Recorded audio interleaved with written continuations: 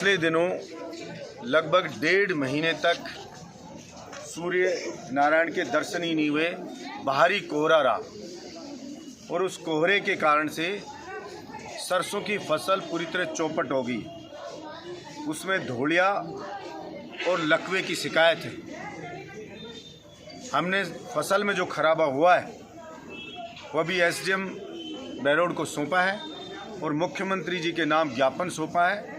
और हमने मांग की है कि पहले जो ओलावृष्टि के कारण बहरोड में मुआवजा सरकार ने दिया, उसी तरह से किसानों को इस बार भी मुआवजा दिलवाएं।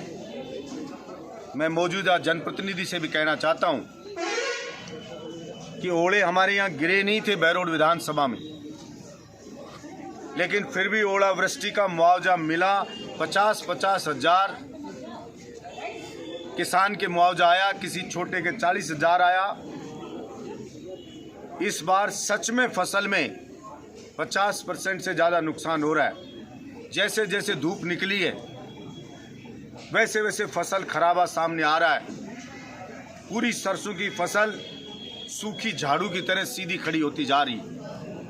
किसान भयभीत है, महंगाई कमर तोड़ रही। इसलिए इस फसल का मुआवजा दिलाए। मुझे बड़ा अफसोस हुआ कि 8 तारीख तक जो बजट के लिए विधानसभा चली तो बहरोड के मौजूदा जनप्रतिनिधि हैं, उन्होंने सरकार से मांग नहीं की कि सरसों के फसल खराबे का मुआवजा दे। उन्होंने सरकार से मांग नहीं की कि बिजली विभाग ने आतंक मचा रखा है। 10-10, 20-20 साल के पैसे पुराने जोड़ जोड़ के भेज रहे हैं, मनमर्जी के वीसीआर काट रहे हैं, बिजली आ नहीं रही है। उन्होंने विधानसभा में मांग रखी कि उनके क्षेत्र में कहाँ खनन का काम हो रहा है, कितने ट्रैक्टर चल रहे हैं, मिट्टी में कितने चल रहे हैं, पत्थर में कितने डंपर चल रहे हैं। इसकी जानकारी मौजूदा जनप्रतिनिधि ने विधानसभा से मांगी ताकि वो वसूली कर सके इन सब लोगों से जो पत्थर तोड़ के या बेचारे मिट्टी लाके किसान अपने पशुओं के ठाणों में डालता था। उनके ट्रैक्टर को भी पुलिस पकड़ पकड़ के ले जा रही। ऐसा आतंक मचा हुआ है। इसलिए मैं कहना चाहता हूं मौजूदा जनप्रतिनिधि से कि ये बात सही है कि आपके दिल में ये बात घर कर गई है कि काम के नाम पे जनता वोट नहीं देती है।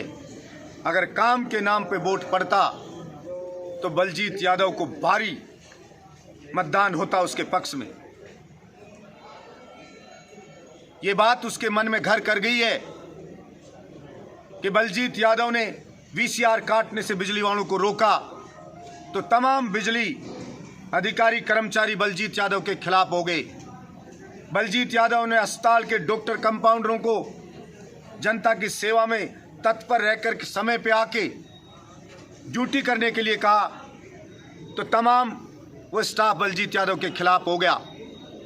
मैंने बहरोड विधानसभा के पटवारियों से बहरोड के किसानों को फसल खराबे का मुआवजा के लिए रिपोर्ट बनाने के लिए कहा तो काम के बर्डन के कारण वो बलजीत यादव के खिलाफ हो गई।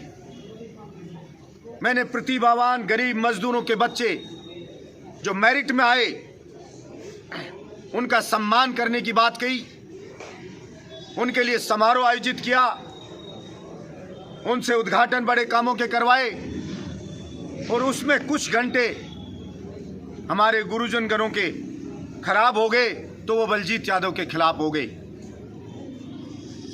और जनता भोली भाली है, वो बहकाव में आ गई और चुगली चांटे करने वाला व्यक्ति अपने मकसद में कामयाब हो गया।